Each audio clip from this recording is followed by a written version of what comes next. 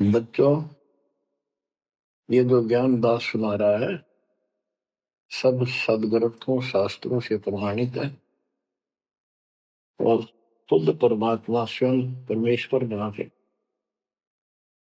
ये हमें ज्ञान बताया और फिर अपने बच्चों को ऊपर लेके गए, फिर नीचे छोड़ा। उन्होंने दिल खोल कर सच्चाई बताई, अपने समर्थ की जानकारी दी। उस घर का सुख और यहाँ के नरक का कष्ट याद दिलाया जो सत्य है।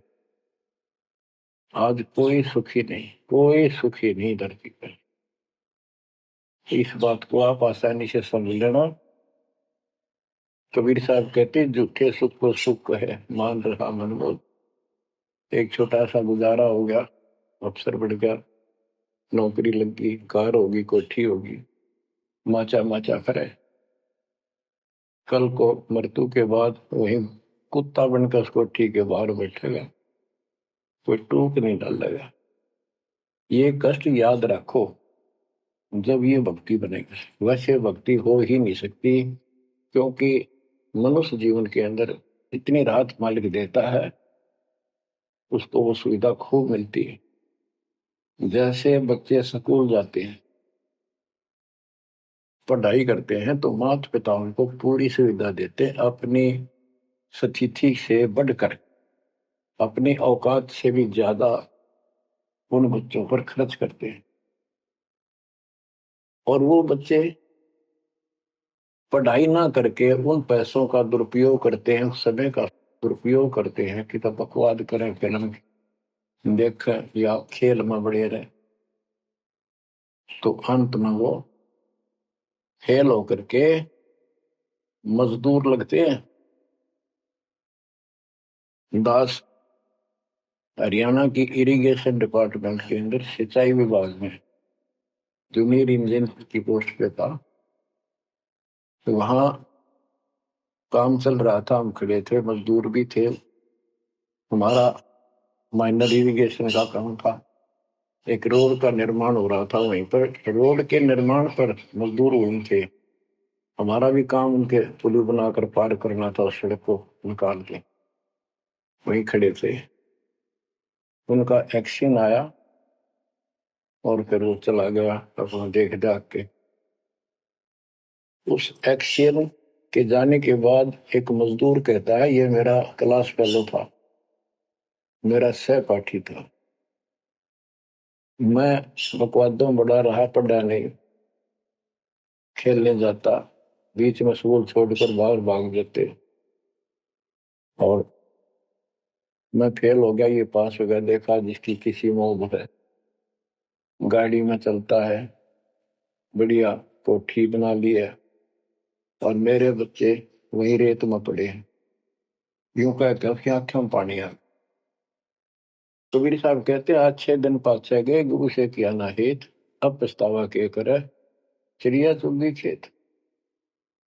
इसी प्रकार बच्चों, आज आप इस परमात्मा के कॉलेज में, स्कूल में, यदि आप ठीक से नहीं पढ़ोगे, नहीं सत्संग सुनोगे, सेवा नहीं करोगे, दान नहीं करोगे, मर्यादा का पालन नहीं करोगे, फिर ऐसे रहोगे। कबीर साहब कहते हैं, खिड़की दे दे रोवेगी सुरता जब तू चल लगी अकेली। हे आत्मा, जिस परिवार को और जिस ठाठ बाट को, जिस राज को, जिस पद को देख कर आज जो भगवान याद में आता नालायक, यू तेरे साथ नहीं जाएगा। जिस दिन यम के दूध घसीट के ले जाएंगी, टक्कर मारेगी इधर उधर, डड्डा होगी बुरी तरह, तरीको नहीं सुनेगी। खिड़की दे दे रोएगी सुरता जब तू चल लेगी अकेली। आंख खोल ले। बच्चों, ये साफ बातें हैं, कति स्पष्ट है, 100% सत्य है, 200%, 1000% सत्य है। पर यह आत्मा क्यों ना मानती, यो मन ना मानने देता, तो यो मनाना पड़ेगा। अब इसका तरीका यही है, सत्संग सुनो, मनन किया करो, थोड़ी देर बैठ कर सोचा करो यो नहीं बस सत्संग सुन रहे बस बंद हुआ फटाफट बातें वो करूंगा कर तो सारा लो। उसके अंदर भी परमात्मा मदद करेगा, तुम्हें लाभ मिलेगा ना। कति सिर पटक लियो कोई राहत नहीं मिलेगी। अगर यूं सेठ बनते हो तो सारे बन जाते, सारे बाजे बाजे फिर पल्ला कुछ भी कोई नहीं। बच्चों आंख खोल लो बस। मैं तो आखिरी सांस तक ये बोलूंगा, क्योंकि मेरे अंदर तो ये फीड कर दिया मेरे दाता ने, मेरा कर्तव्य बना दिया। मैं अपने कर्तव्य पर उनको बोलूं नहीं। आगे आपकी किस्मत, आपके कर्म, आप कितना इसके ऊपर खरे उतरोगे, कितना इसको फॉलो करोगे। गिरी न्योली नाद सुभान गति, लड़े भुजंग हमेश, जड़ी जान नाम जगदीश है, विष नहीं व्यापै शेष। एक वाणी में कितना गजल का ज्ञान भर दिया। न्योल नाद सुभान गति, लड़े भुजंग हमेश, जड़ी जानो जगदीश का नाम है, नाम जगदीश है, विष नहीं व्यापै शेष। एक छोटा सा जानवर होता है, गिलहरी से थोड़ा बड़ा, न्योल नेवला। और सांप कितना बड़ा होता है, तो कितना बड़ा सांप ताकतवर हो, न्योला उसको मार देता है, उसको पराजित कर देता है।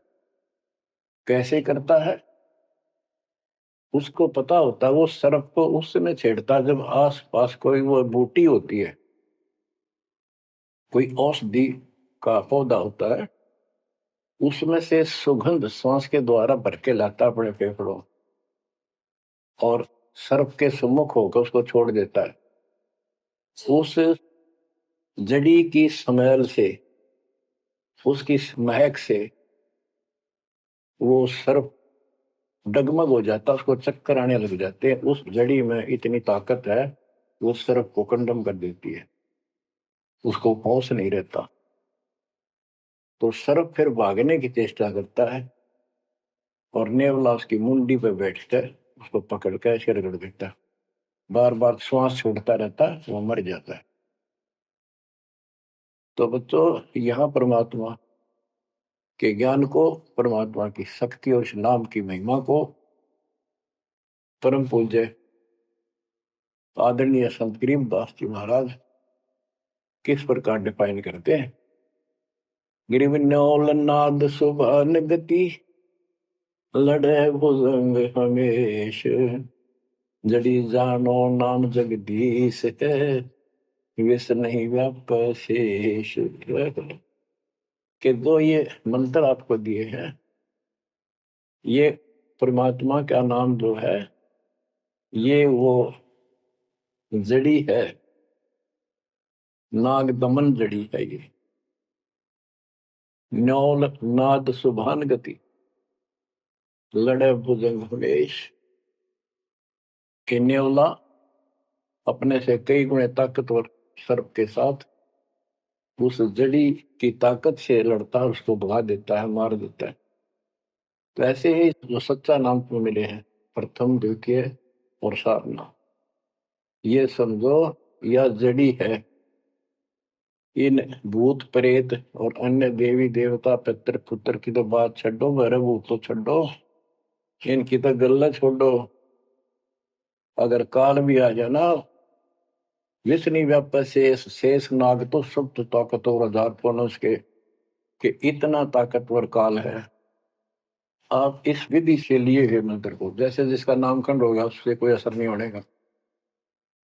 मर्यादित भगत बेटा या बेटी, और कोई भी आपत्ति आती है, यम के दूत कोई कष्ट देना चाहते हैं, एक बार सिमरण करो इस सब नाम का। कहते विष नहीं व्यापै शेष, काल भी मुरझा जाएगा।